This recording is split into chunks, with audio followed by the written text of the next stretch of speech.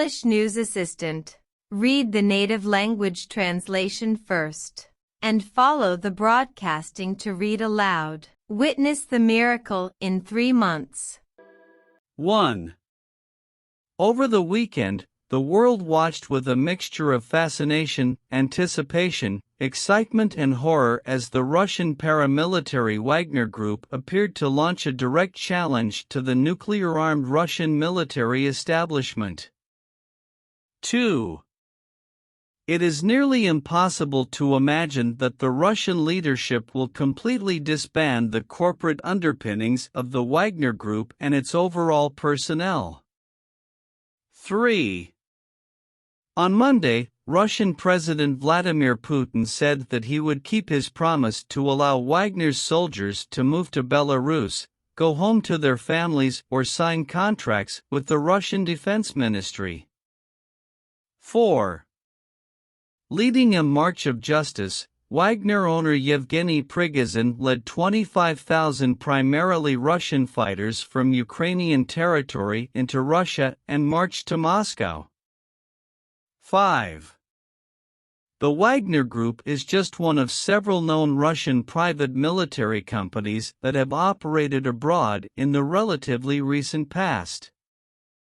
6. But Wagner is unique in its scope and scale, having reportedly deployed 5,000 fighters at the height of the Syrian civil war in 2017, and 50,000 fighters in Ukraine as of early 2023. 7. The organization is also active throughout Africa, the Middle East and Latin America, and is often the tip of the Russian spear in power projection into these areas. 8. Moreover, the organization is a significant source of income for the Kremlin, enabling the Russian government to quietly and securely overtake lucrative mining and extraction sites for a significant profit. 9. This is not surprising. The foundations of the current Russian market for force are shaped by private firms that emerged in the post-Cold War era to support the security needs of state energy companies such as Gazprom. 10. Russia has for years employed Wagner with strategic ambiguity. Private military actors remain illegal in Russia, allowing for broad uncertainty about the Kremlin's intent toward the group. 11. Putin, in particular, has preferred to paternalistically treat Wagner's Prigozhin as one son, while treating his own Ministry of Defense as the other, never wanting to declare either to be the favorite child. 12.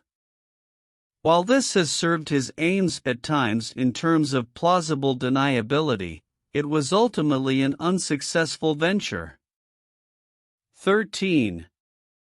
Putin has intentionally done everything to avoid instituting such a clear and consistent command and control structure between Wagner and his military, instead preferring to put the private and public sides of the coin against each other. 14. Prigozhin's rebellion with 25,000 Russian-hired fighters is an extreme example of what goes wrong when private and public forces are co-deployed without unity of command structure. 15. This was not a coup or actual attempt to take over political power. It was a theatrical power play by Prigozhin to demonstrate his significance in relation to other parties in Putin's inner circle. 16.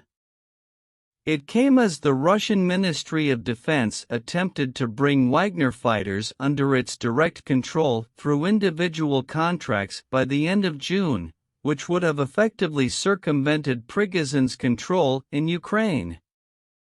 17.